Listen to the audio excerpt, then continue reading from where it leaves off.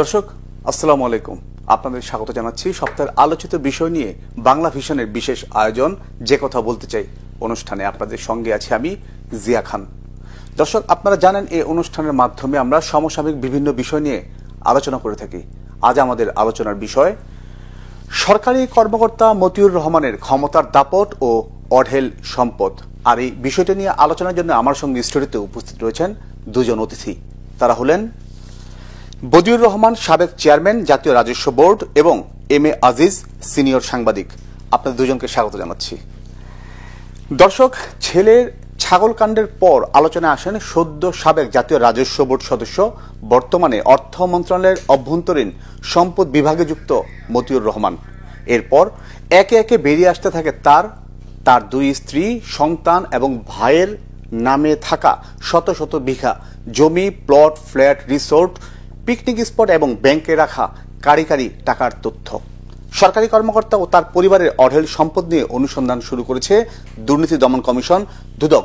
3 সদস্যের একটি তদন্ত কমিটিও গঠন করা হয়েছে এবং দুদকের আবেদনের প্রেক্ষিতে আজকে আদালত মতিউর রহমান, তার প্রথম স্ত্রী লায়লা কানিজ ও ছেলে তৌফিকুর রহমান অর্ণবের দেশ থেকে নিষেধাজ্ঞা দিয়েছে। যদিও কয়েকটি গণমাধ্যমে এরই মধ্যে খবর বেরিয়েছে রবিবারই দেশ থেকে পালিয়েছেন মতিউর এবং লায়লা কানিজ। আলোচনার শুরুতে আমি বদিউর রহমান স্যার আপনার কাছে আসবো। আপনি এনবিআর এর যখন চেয়ারম্যান ছিলেন তখন এই মতিউর রহমান চট্টগ্রাম পোর্টের জয়েন্ট কমিশনার ছিলেন। আমরা যতদূর জানি যে তাকে আপনি বদলি করেছিলেন আপনার সময়ে রাজশাহীতে। কারণটা কি ছিল আসলে বদলির ওই সময়ে? তার সেটা কি স্বাভাবিক প্রক্রিয়া ছিল না অন্য কোনো বিষয় এখানে ছিল? ধন্যবাদ। বদলিটা আমরা সাধারণভাবে এনবিআরে বদলি করে থাকি কিছু পিরিয়ড পর পর। তো ওই সময় বদলিটা করার আগে আমি কিছু হোমওয়ার্ক করেছিলাম। যেহেতু আমি গেলাম সেখানে, যে কোনো অফিস প্রধান গেলে তিনি তার নিজস্ব একটা কর্মপন্থা ঠিক করেন যে তিনি কিভাবে চালাবেন। তো আমি সেই কর্মপন্থা ঠিক করতে গিয়ে কতগুলো গোল নিলাম। যে একটা হলো উপযুক্ত ব্যক্তিকে উপযুক্ত জায়গায় দেয়া, যতটুক সম্ভব সেটা একটা করব। প্রত্যেক অফিসার স্টাফদের পদোন্নতি, selection grade, time scale, ACR up to date রাখা, এই কাজগুলো তাড়াতাড়ি করে দেব। এগুলো যত তাড়াতাড়ি করা যায় তাহলে সেখানে নূতন প্রশাসক, অ্যাডমিনিস্ট্রেটর চেয়ারে যিনি যান তিনি নিজস্বত্ব একটা তৈরি করতে পারেন। কাজের গতির কারণে এগুলো করতে হয়। তো সেই জন্য আমি একটা বদলির সিস্টেম করার জন্য যেটা হোমওয়ার্ক করি, নর্মালি আমি যেটা করতাম যে আমি আগে সব অফিসারের কিছু তথ্য নিতাম।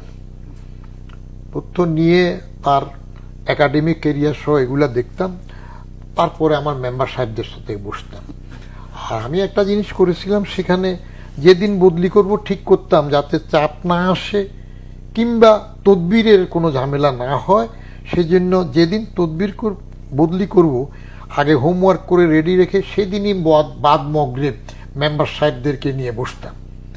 বসে একটা জিনিস বলতাম যে আপনাদের কারো কোনো অফিসার পছন্দ থাকলে আমাকে বলবেন যে কাকে কোথায় দিতে চান, কিন্তু কারণ বলতে হবে তাকে কেন ওখানে দিতে চান। তা আমি আমার হোমওয়ার্কের সাথে একটু টালি করে এটা দেখতাম। তো ওইভাবে বললাম, মগরিবের সময় বসলাম এবং আমি ঠিক রাত 10টার মধ্যে সমস্ত বদলি অর্ডার কিন্তু পাঠিয়ে দেব যাতে কেউ টের না পায়, তদবির করতে না পারে। তো মতিউরকে কেউ কোথাও দিতে হবে সেটাও চায় নাই মেম্বার সাহেবরা। আর যখন মতিউরের বদলিটা আমি নিজের থেকেই বললাম রুটিন হিসাবে, ঠিক আছে তাকে আমি রাজশাহী বদলি করব। কারণ আমি একটু টের পাচ্ছিলাম মতিউর আমার ডিপার্টমেন্টের জন্য, যেটা আমি হাসান মাসুদ চৌধুরী সাহেবকে বলছিলাম যে আপনি যদি আমার ডিপার্টমেন্টের লোক ধরা শুরু করেন এখন যে এ করাপ্ট, ও করাপ্ট, ও করাপ্ট, তাহলে রেভিনিউ কালেক্ট কে করবে? কারণ যাদেরকে আপনি করাপ্ট ভাববেন ব্যক্তি হিসেবে তারাই তো রেভিনিউ কালেক্ট করে। অতএব আপনি প্রাতিষ্ঠানিক দুর্নীতির দিকে তাকান, কিন্তু ব্যক্তি দুর্নীতিটা আমার উপর ছেড়ে দেন। হাসান মতিউর সাহেব এই কথা রাখছেন, আমার ওখানে একটা মিটিং করে রাখছেন। তো মতিউর সম্বন্ধে আমি একটু খোঁজ খবর যেটুকু পেয়েছিলাম চিটং থেকে, যে সে সম্ভবত অন্য অফিসারদের কার কি দুর্বলতা আছে সে এগুলো আবার ওই আর্মির যে ব্রিগেডিয়ার হাসিন নাসির আছে ওখানে চার্জে তৎকালীন ওই সময়ের বলতো। তো আমার কাছে এটা ভালো লাগেনি, আমার তো ডিপার্টমেন্ট চালাতে হবে, আমি তো সেখানে ফেরেশতা বানানোর জন্য যাই নাই, আগে রেভিনিউ কালেকশন, তারপরে আমার এগুলো ঠিক করতে হবে। তো ওর বদলির কথা যখন আমি বললাম তখন সাথে সাথে 4 জন মেম্বার বললেন, স্যার এই ছেলেটাকে গাঁটাবেন না, ও খুব পাওয়ারফুল, তারে বদলি করে আপনি রাখতে পারবেন না। বাদ মাগরিব আপনার মিটিং এ ওই সময় এই কথা বললেন, যখন আপনি মিটিং এ বসলেন। তো আমি বললাম কেন? বলে স্যার পারবেন না এই কারণে, তার একটা ইয়ে আছে, সে ব্যবহারে খুবই পলিশড। এটা আমিও স্বীকার করি, আমি চাকরির থেকে আসার পরও 2 অকেশন তার সাথে আমার দেখা হয়েছে। He is very polite, very polished. কিন্তু বললো যে ওরা রাখতে পারবেন না, কারণ বললো যে সে জয়েন্ট কমিশনার হইলেও তার ক্ষমতা অনেক উপরে। সে ফাইন্যান্স মিনিস্টার কিবরিয়া সাহেব থাকলে ওনার বেডরুমে যেতে পারতেন, কিবরিয়া সাহেব থাকতে সাইফুর রহমান সাহেবের বেডরুমে যেতে পারতেন, গিয়েছেন, এবং সাইফুর রহমান সাহেবের ওয়াইফ মারা যাওয়ার পর কবরে কান্নাকাটিও করেছে। তো এটা আমি আগেও একবার বলেছি চ্যানেলে, আমি বেকায়দায় পড়ে গেলাম যে আমি আর কোথায় থাকি তাহলে। যদি 4 জন মেম্বার একসাথে বলে তাকে নাড়াবেন না, রাখতে পারবেন না, তো আমার জন্য এসিড টেস্ট হয়ে গেল। আমি যদি এখন মেম্বারদের কথা তাকে বদলি না করি, তাহলে মেম্বার সাহেবরাও আমাকে ভাবতে পারে যে ভয় পেয়েছি। আবার আমিও আবার এই কথাটা তো বাইরে রুটে যাবে পরে, কেউ তো কোনো কিছু রাখে না, রুটে যাবে যে এইভাবে বলার পরে করে না। আমি বললাম যে না, বদলিটা আমি করব। আমি বদলি অর্ডার করে পাঠিয়ে দিলাম। কিন্তু টু মাই আটার সারপ্রাইজ, সমস্ত তো ফ্যাক্সে পাঠিয়ে দেওয়া হয়েছে, একমাত্র মতিউরি ওটা পাওয়ার পরে আমার আইআরডি অফিসে আমি একটু কাজ করছিলাম, সেখানে গিয়ে হাজির হয়েছে। আমি ঢুকতে দিই নাই, কথা বলি নাই। তারপরে সে আমার বাসায় চলে আসছে, ধানমন্ডি 3 নম্বর রোডে। নিচের থেকে 2-3 বার রিকোয়েস্ট পাঠাইলো, but I did not meet, বলছি যে না, তাকে রাজশাহী যেতে হবে। তারপরে আমি ভাবতে পারি নাই, ওরা ক্ষমতাশালী বলছে, কিন্তু ক্ষমতা কতটুক তার সেটা আমি বুঝতে পারিনি। পরে দেখি যে চিটং এর ব্রিগেডিয়ার হাসান নাসির সেখান থেকে সুমোটো একটা অর্ডার করে দিল। তারা মার্শাল ল দেয় নাই, কিন্তু মার্শাল লর মতো নিজেদের ক্ষমতা এক্সারসাইজ করতেছিল। উনি অর্ডার করে দিলেন যে কমিশনার ফরিদকে বদলি করেছি, ফরিদ এবং মতিউর এই 2 জনকে তাদের পারমিশন ছাড়া রিলিজ করা যাবে না। এবার আরেক বেকাতায় পড়লাম। এখন মনে হচ্ছিল যে মেম্বার সাহেবদের কথা শুনি ভিক্ষার দরকার না, কুত্তা সামলা, চুপ থাকলে ভালো হইতো। এখন ব্রিগেডিয়ার হাসান নাসির 2 দিনের যুগী বাতেরে অন্য, এরা ওই যে 111-এর সেনা সমর্থিত, সেনা নির্দেশিত সরকার। এবার আরো বেকায়দায় পড়লাম। নাসির সাহেবের বললাম যে কি জন্য? বলে স্যার আমি আসতেছি। ব্রিগেডিয়ার হাসান নাসির আমার রাজস্ব বোর্ডে আসলে বলে স্যার ওকে আমার দরকার। দেখলাম যে কথা মিলে গেল। কেন দরকার? বলে যে অন্য অফিসার যেগুলো আছে, এদের লুফলস গুলা, উইকনেস গুলো আমি তার থেকে আদায় করব। আমি তাহলে আপনাদের জন্য অসুবিধা হবে না, আপনারা যখন চলে যাবেন তখন তো এ আবার আপনাদের উইকনেস লুফল গুলো অন্যত্র বলবে। বলে যে আমাদের কাজ সারলে সেরে ফেলে, তাহলে আমি এটা করবো না। ক্যান্সেল করতে অর্ডার করলো, আমি করি নাই। ওরা ওটা লিখলো, সেটা মানলাম না। পরে দেখলাম যে ওদের মাধ্যমে হোক, যেভাবে হোক, এরপরে মেজর জেনারেল সিনা ইবনে জামালিও আমাকে টেলিফোন করলেন যে এই অর্ডারটা একটু বাতিল করতে হবে। আচ্ছা ঠিক আছে, ফরিদদেরটা সহ বলছি, কমিশনার ফরিদকে না হয় আমরা ছেড়ে দেব, কিন্তু মতিউরেরটা বাতিল করেন। আমি তাজ্জব হয়ে গেলাম যে কি চেয়ারম্যান হইলাম, এমনি তো সেক্রেটারি আইআরডি এটা কেউ চিনেই না, চেয়ারম্যান হইলাম এটাও থাকবে না, ওরা ডিকটেট করতে চায়। বললাম যে জামালি সাহেব পারবো না। তারপর দেখে আরো ক্ষমতা তো 3 উদ্দিনের সরকার তো তখন, হ্যাঁ, ফখরুদ্দিন, মঈনুদ্দিন, মাসুদউদ্দিন। হ্যাঁ, তো ইয়াজউদ্দিন তো নাম কাও আসতে, ওটা তখন ইয়ে ছিল না। তো পরে দেখি মাসুদ সাহেবও টেলিফোন করলেন যে এটা একটু করতে হবে। বললাম যে না, সম্ভব না। এরপরে দেখি আর্ম ফোর্সেস ডিভিশন থেকে আবার রিটেন একটা অর্ডার এসে গেল তাদের, যে একে রিলিজ করা যাবে না, ও থাকবে। চিন্তা করেন। বললাম যে না, তাও পালন করবো না, এটা থেকে কোনো অ্যাকশন হবে না। তো তখন বললো যে ঠিক আছে, চিফ আপনার সাথে কথা বলবে। চিফ মানে তখনকার ক্ষমতার একমাত্র ব্যক্তি মইনিউ। ফখরুদ্দিন সাহেব তো প্রধান উপদেষ্টা।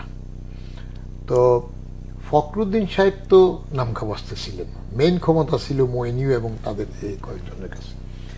ঠিকই টু মাই আটার সারপ্রাইজ দেখি যে মইনিও আমার টেলিফোন করল এবং এক কথাই বললেন যে চেয়ারম্যান সাহেব আমি তো কোনো রিকোয়েস্টই পর্যন্ত করি নাই, আমার চিটাংয়ে চাচ্ছেও খেয়ে ব্রিগেডিয়ার হাসান নাসির বলল আপনি তো কারো কথা শুনতেছেন না, তো আমার এই রিকোয়েস্টটা রাখেন। আমি রিফিউজ করলাম যে স্যার তাহলে তো আর আমার চেয়ারম্যানগিরি থাকে না, এই অবস্থা আগের থেকে এগুলো শুনছি, এক কাজ করেন স্যার আমার বদলি হওয়ার পরে আমার বদলি করে দিলে পরে তারে নিয়ে আসেন, এখন আমি করব না। তো উনি বললেন যে আচ্ছা আমি পরে আপনার সাথে আবার কথা বলবো। ভাগ্যিস তিনি আর পরে নিয়ে আমার সাথে কথা বলেন নাই, আমি অর্ডার ক্যান্সেল করি নাই, মতিউর হ্যাড টু গো। আচ্ছা স্যার আমি আসবো আপনার কাছে আবার, তার আগে আমি একটু আজিজ ভাই আপনি তো সবই শুনলেন ওই সময়ের যে প্রেক্ষাপট যে দাপট, আমরা কিন্তু ওই সময়ের পর যে সময় গেছে সেটা আমরা মতিউরের ক্ষেত্রে এখন বেরোচ্ছে যে তার যে আরো দাপটের বিষয়। আমার কথা হচ্ছে এই দাপটের উৎসটা কি শুধু টাকা না? ধরেন আপনার সাবেক চেয়ারম্যান এনবিআর সেক্রেটারি ছিলেন তিনি, আসলে তার কথা শুনে কিন্তু রেসপেক্ট অনেক বেড়ে গেছে। আবার এও মনে হয়েছে আমার দেশের ভাষায় উনি ঠেঁটা ঠেঁটা লোক। এখন আগের যুগে চলতে পারে, এখন চলে না। এখন কিন্তু সব ওই এখন সব ওই মতিউর রহমানের মতো এটা এখন একের পর এক কিন্তু নাম আসতে শুরু করছে। বেনজির থেকে শুরু করে আজিজ আহমেদ থেকে শুরু করে একের পর আসতেছে। এখন দেখা যাচ্ছে মিড ক্যারিয়ারের নিচে যেমন ডিআইজি মিজান গেছে, আগে ডিআইজি আবার নতুন একটা শুনলাম আলম, এরকম সব বেরোচ্ছে। এখন এটা হচ্ছে কি আমার কাছে যেটা মনে হয়েছে, দেখেন সরকারে থাকবে, পলিটিশিয়ান ছাড়া তো আর সরকার চলবে না। সরকারের আসলে রাজনৈতিক অঙ্গীকার লাগবে যে আমি দেশে সুশাসন এবং আইনের শাসন থাকতে হবে। সব অর্গানাইজেশনের সুশাসন যদি থাকে, এখন উনি যে ব্যাখ্যাটা দিলেন তখনকার সময় তো আর্মি স্টাইলে যা বলার তাই বলছে, কিন্তু সিভিলিয়ান গভর্নমেন্ট তো এটা করবে না। যাকে দায়িত্ব দিবে উনি এনবিআর যেটা করবেন, উনি এনবিআর এর কাছ থেকে ওনাকে কাছ থেকে এসে দায়িত্বটা টার্গেটটা বুঝে নেবেন। কিন্তু আমাদের হচ্ছে কি সামাজিক বন্ডটা কিন্তু ভেঙে গেছে। আচ্ছা এই বিষয়ে আসবো। আমার যে প্রশ্নটা সেটা হচ্ছে তার যে ক্ষমতার যে প্র্যাকটিস, আমি ওইটাই বলছি, শুনলাম আমি সেটা তো ওই একদিনের ওই সময় যেটা সে করেছে ওই সময় তো সৃষ্টিটা হয়নি তার না, ওইটাই আমি বলছি যে সামাজিক বন্ডটা ভেঙে গেছে। ছোটবেলায় পড়ছি লেখাপড়া করে যে গাড়ি ঘোড়া চড়ে সে, এখন লেখাপড়া করে যে গাড়ি চাপা পড়ে সে। শিক্ষিত লোকরা ঢাকার ব্রিজের টিচার থুয়ে যায় কাস্টমসে, যায় পুলিশে, এই ক্যাডার সার্ভিসে যায়। আগে আমরা দেখতাম ছোটবেলায় ফরেন সার্ভিস ছিল ফার্স্ট চয়েস, এখন ফার্স্ট চয়েস হলো কাস্টমস, ইনকাম ট্যাক্স, পুলিশ, এগুলি। মানসিকতা চেঞ্জ হয়ে গেছে না আস্তে আস্তে। রাজনৈতিক দলগুলো কম বেশি আমি বলবো, আর বিশেষ করে এই সরকার এই চতুর্থ টার্মে মেয়াদে থেকে সরকারের সবগুলো দলই আমি বলবো সরকারে থাকা এবং সরকারে যাওয়া, এটা এখন প্রধান পলিটিক্স হয়ে গেছে। যার ফলে সরকারের 4 দফা থেকে অনেককে কিন্তু প্রশ্রয় দিতে হয়েছে, অনেককেই। হ্যাঁ, আপনার বিশেষ করে আপনি দেখেন প্রশাসনকে তো পুরা আপনার দিতে হচ্ছে। তো এখন এই সুযোগে এখন ধরেন এই যে মতিউর রহমানের মতো লোকরা, তারা কিন্তু তাদের লিঙ্ক আছে। এই যে বললো না আজিজ ভাই, আগের অর্থমন্ত্রী, আমি একটু আসবো আপনার কাছে, আবারও আসবো। তার আগে দর্শক নিচ্ছি ছোট্ট একটা বিরতি, সঙ্গে থাকুন।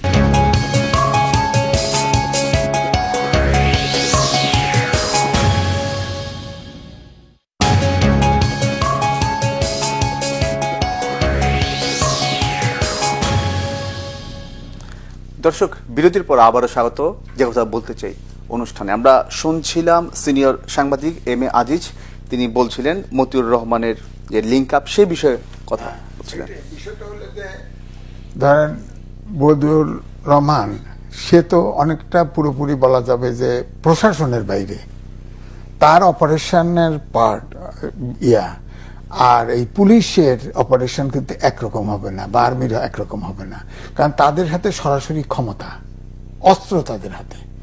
আর এ হচ্ছে যেটা যে বললেন মতিউর রহমান বললেন যে তিনি কিন্তু পারসুয়েশন ব্যক্তি হিসাবে অত্যন্ত গুড বিহেভিয়ার। ধরেন আপনার 5 কোটি নিল, 2 কোটি দিয়ে দিল, ব্যাস কেনা হয়ে গেল। এখন সরকারের অর্থাৎ ক্ষমতার কাছাকাছি না থাকলে এই পরিমাণ দুর্নীতি কোনোভাবেই করা সম্ভব না। তার 2টা বিয়ে করছে, এখন পর্যন্ত আমরা 2টা পেয়েছি। তার বড় ওয়াইফ হলো আপনার উপজেলা চেয়ারম্যান এবং বিনা প্রতিদ্বন্দ্বিতা। খেয়াল করবেন সেখানে জনশ্রুতি আছে যে প্রার্থী আরো ছিল, তারা বসে গেছে কেন বোঝেন? টাকা আছে, বসে গেছে। এবং সবচেয়ে আরেকটা বিষয় সেটা হচ্ছে শিক্ষকতা পেশা থেকে উনি সরাসরি রাজনীতি গেছেন। হ্যাঁ, তার বাবাও তো অত্যন্ত সাধারণ মানুষ ছিলেন, হ্যাঁ টিচার ছিলেন, সে সম্মানী ব্যক্তি, টিচার ছিলেন। হঠাৎ করে সে আলাউদ্দিনের চেরাক পেয়ে গেছে, টাকা তো টাকা সোনালী ব্যাংকে থাকার সময় মেইন টাকাটা কামাইছে, আর এনবিআর আসার পরেও সবকে ঠ্যাক দিয়ে দিয়ে টাকা নিছে। তো এখন বিষয়টা হচ্ছে এইখানে আমি যেটা বলছি, সমস্যা হচ্ছে যে সর্বাঙ্গে ঘা মলম লাগাবেন কোথায়? সমাজের প্রত্যেকটা কেন্দ্রে। এই যে আমার উনি বুড়ো হয়ে গেছে, আমিও বুড়ো হয়ে গেছি, কারণ আমরা ঠেটা মানুষ বুড়ো হয়ে গেছি, না খায় না দেয়া আছে কথা নেই। আমি বুড়ো হই না, আমার বয়স কম, রানিং 25। শোনেন তো, এখন সমাজের আমার তো ধারণা 90% মানুষ মানসিকভাবে করাপ্ট হয়ে গেছে। যারা সুযোগ পায় না তারা বোধহয় সৎ আছে। এখন 90% সুযোগ পাচ্ছে না, আচ্ছা সুযোগ পাচ্ছে না, অনেকেই অল্প লোকই সুযোগ নিচ্ছে, যারা এই বদিউর রহমানের মতো। মতিউর রহমান, আমি আসবো আজিজ ভাই আপনার কাছে আবার, আমি শর্ট টাইমে চলে আসবো। তার আগে আমি একটু বদিউর রহমান স্যার, আমরা যেটা শুনেছি আর কি, যে তাকে যে বদলির আদেশ করা হয়েছিল, এক পর্যায়ে আপনাকে বদলি করে দেওয়া হয়েছিল। আসলে বিষয়টা কি? আরেকটা বিষয়, আপনি এরপর তার যে ক্ষমতার চর্চা সেটা আপনি খুব কাছ থেকে দেখেছেন, সেটা একটু জানবো। সেটা প্রথম কথা হলো তার ক্ষমতার চর্চা এরপরে, সেটা তো আমি দেখি নাই, কারণ I got him transfer to Rajshahi and I compelled him to join দেয়ার।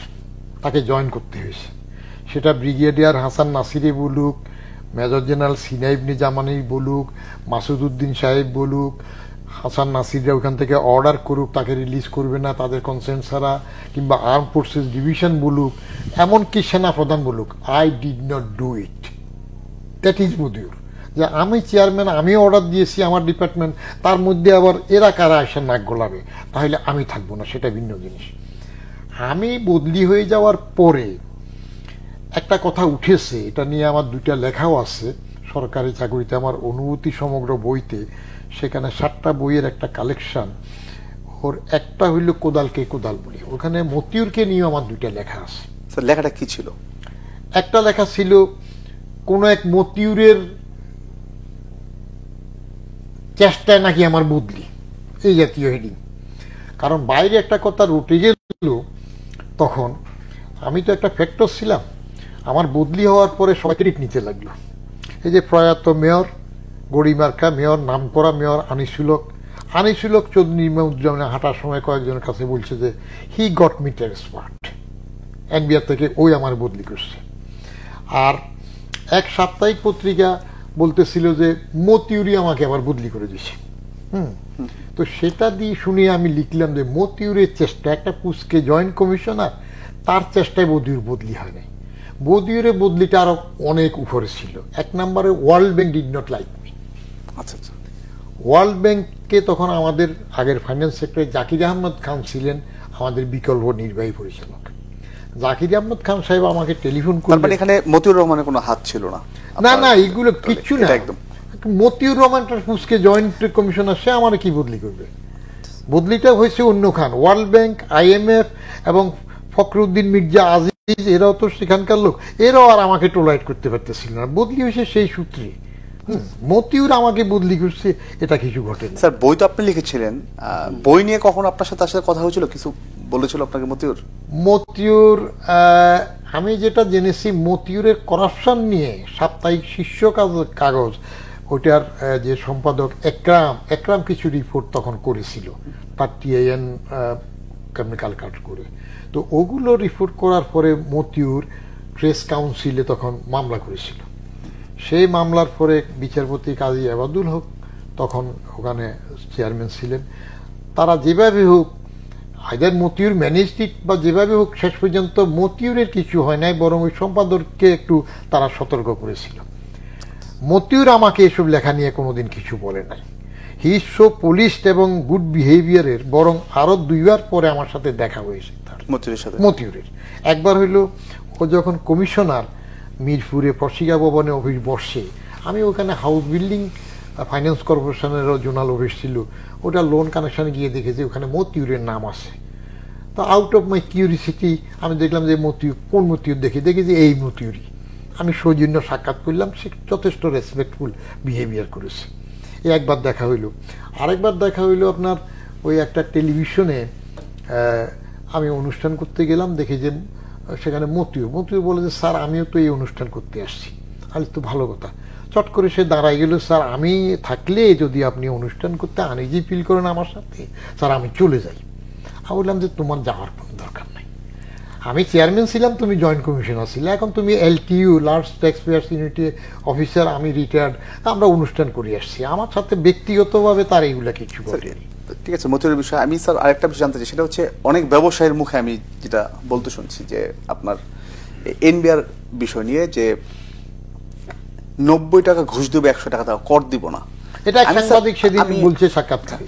আমি একটা, আমার যেটা স্যার জানার সেটা হচ্ছে মতিউর যে কাজটা করেছে এই জাতীয় রাজস্ব বোর্ডের থেকে তার ক্ষমতার অপব্যবহার করে, এই যে তো মানুষের টাকায় বিভিন্ন শেয়ার বাজারে তার ইনভেস্ট, তারপর আর বিভিন্ন জায়গায় তার যে ইনভেস্টমেন্টের যে বিষয়গুলো আসছে, আপনার কি মনে হয় আসলে কি এই যে লোকমুখে শ্রুতি যে কথাটা, সেটা আসলে কতটুকু সত্যি? আপনি তো এনবিআর যে ছিলেন একদম। আমি তো মতিউরের দুর্নীতি বা অর্জন এগুলোর কিছু আমি দেখিনি, সে সময় আমি তদন্তও করাই নাই।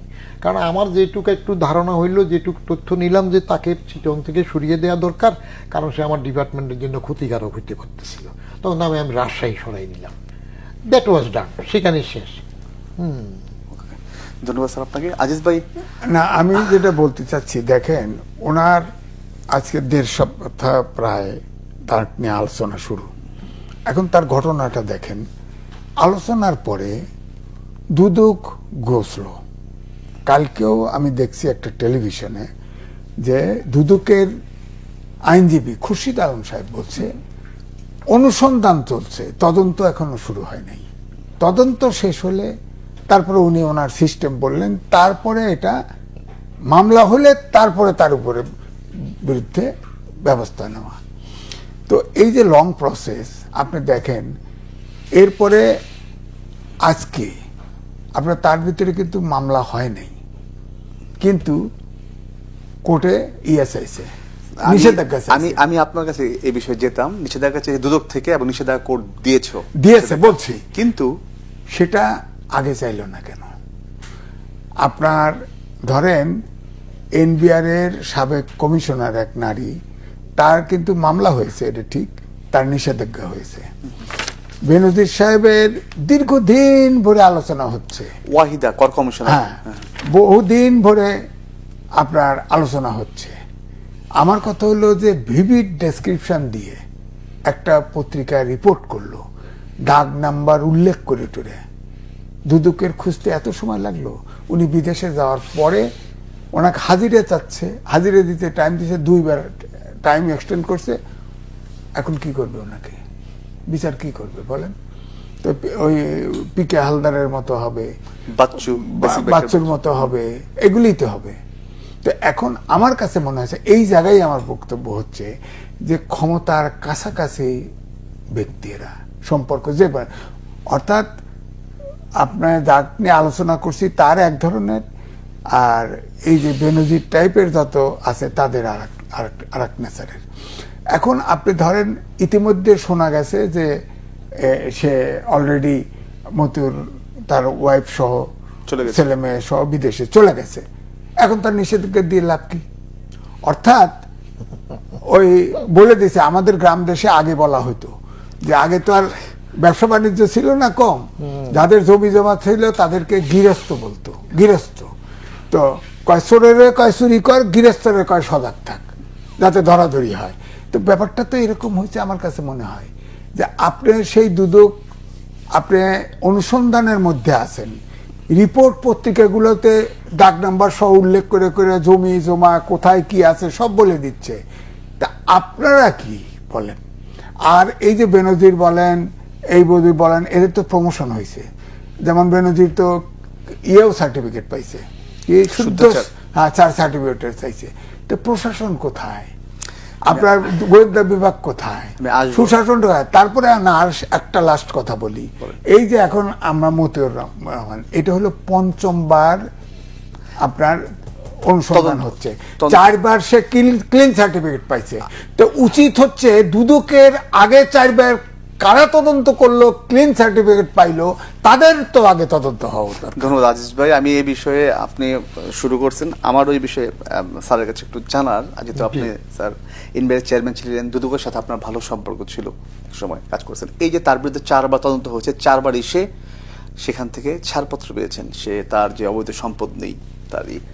এই পঞ্চমবার অনেকের আশঙ্কা এটা আসলে কি হবে, এই যে আজিজ ভাই যে বিষয় বললেন, মানে এখন এটা আসলে কোন পর্যায়ে যাচ্ছে, আপনার কি মনে হচ্ছে? এগুলো কিছু জিনিস আছে গ্রাম দেশে, উনি বলতেছিলেন যে গৃহস্থের চোরের বল চুরি কর, গৃহস্থের সজাগ থাক। আমি এটা আরেকটা গল্প দিয়ে বলি অনেক সময়।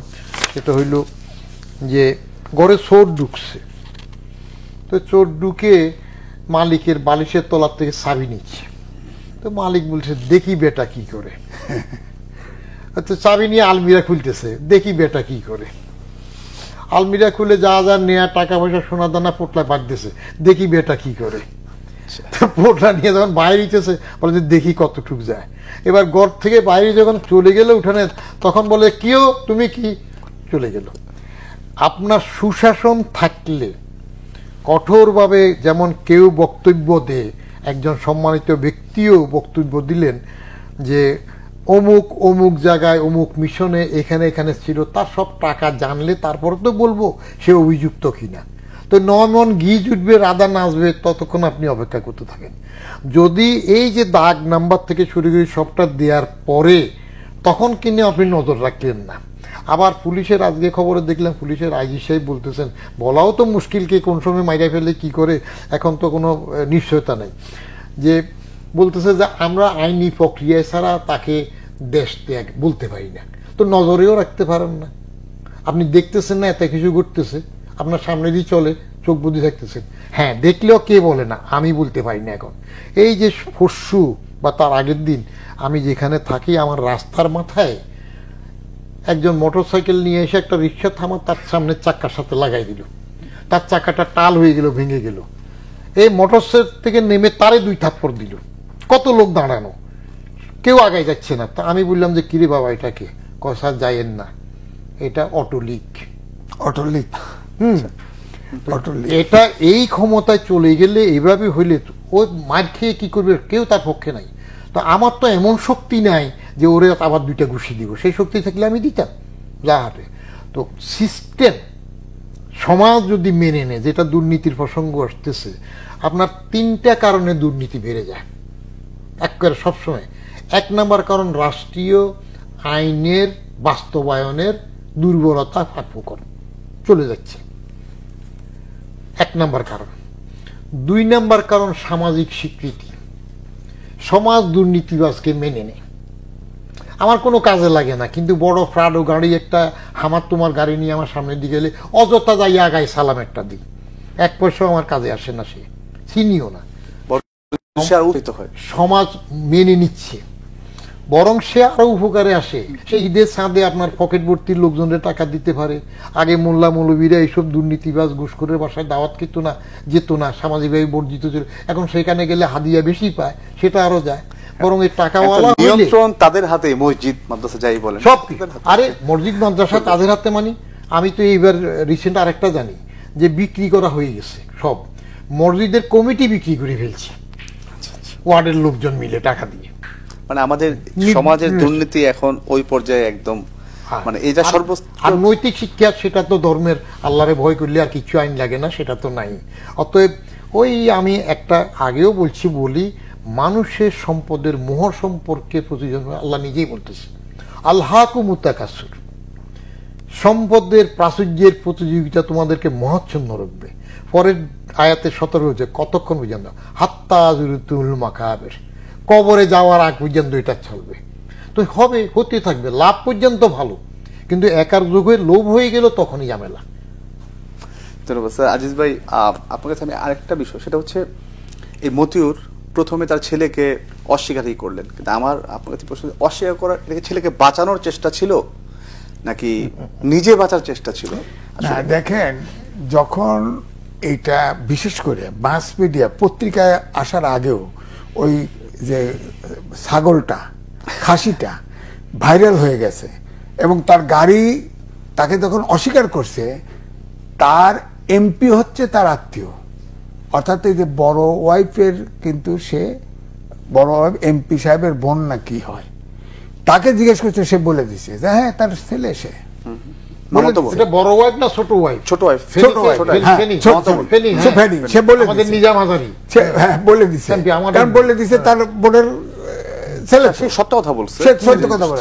এরপরের থেকেই কিন্তু সে এটা আগে অস্বীকার করছে, পরে এটা স্বীকার করতে, কারণ সে বুঝতে পারছে না সে স্বীকার যে করছে, সামনে বলে নাই। তারপরে আমরা মোটামুটি ক্লিয়ার হয়ে গেছি, কারণ ওর পত্রিকায় যখন শুরু হয়েছে, এর আগে তো বেনজির টেনজির লেখাতেও সে বুঝে ফেলছে যে, সে তো বোঝে যে বেনজির আমার চাইতে কয়েকশো গুণ শক্তিশালী, তার অবস্থা যখন এই অবস্থা হয়েছে, তখন তো আমার এটা অস্বীকার করা ছাড়া রাস্তা নাই।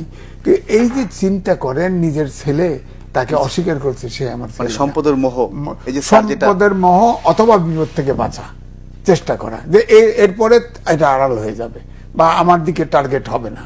কিন্তু বাস্তবতে রেকর্ড আসছে, এত কিছু, এখানেই হচ্ছে বোকামি করে মানুষ। কিন্তু যত বুদ্ধিমানই হোক, দূর সময় কিন্তু বোকামি করে, একটা কারণ চোরে চুরি করে কিন্তু একটা এভিডেন্স রেখে যায়। এই জন্যই পুলিশ কিন্তু ঠিকই চোরকে ধরতে পারে ফাইনালি। এও কিন্তু এই এভিডেন্স কিন্তু এই ছেলের, এটা যদি ম্যাস মিডিয়ায় ভাইরাল না হতো, এটা হলো সূত্র, এভিডেন্স, এখান থেকে শুরু, সে ফাঁদে পড়ছে। ধন্যবাদ আজিজ ভাই। স্যার, আপনার কাছে একটা, আজিজ ভাই একটু আগে যে বিষয়টা বলে গেছেন যে এক সময় মানুষ সরকারি চাকরি করতে যেত না, প্রাইভেট চাকরির পিছনে দৌড়াইতো তাদের, কিন্তু এখন সরকারি চাকরি পিছনে একদম তরুণরা উঠে পড়ে লেগেছে, আর একটা অংশ দেশের বাইরে চলে যাচ্ছে।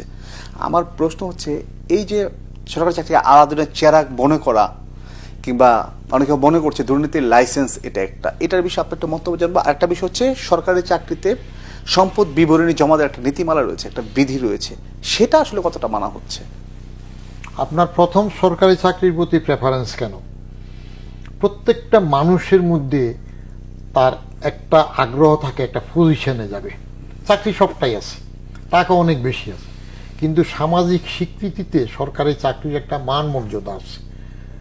আগে বিয়ে শাদীর সময় এক সময় ছিল আপনার সিএসপি পাত্রের খুব দর ছিল, তারপরে মাঝখানে ডাক্তার ইঞ্জিনিয়ারদের একটা দর হয়ে গেল, তারপরে আবার ব্যবসায়ীদের একটা কদর হইল, এরপরে রোটেশনে আবার ঘুরে এসে সরকারি চাকরি।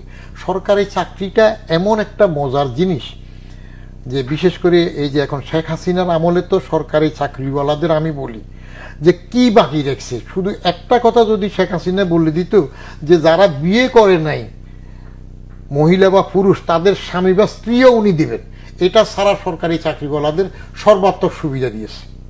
আমি জয়েন্ট চাকরি থাকতে লিখিত দরখাস্ত করে বললাম যে সিম্পল ইন্টারেস্টে 4 থেকে 5% শুধু আমার গাড়ি দাও, আমি ফুলের গাড়ি নেব না।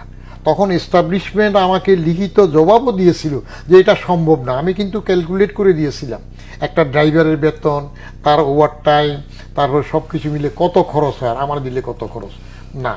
তো সরকারি চাকরিতে তো একটা রাজার মতো, এর মধ্যে আবার সচিব, এখন তো ডেপুটি সেক্রেটারিকেও বিনা সুদে গাড়ি দেয়, জানেন তো। তো গাড়ি চালানোর জন্য 50,000 টাকা, আবার তার মেরামতের জন্য এটা হেটা আছে, সরকার একটা চলছে। তাহলে এত আরাম কোথায় পাবেন? ওই বললাম না, খালি শুধু কি আরাম?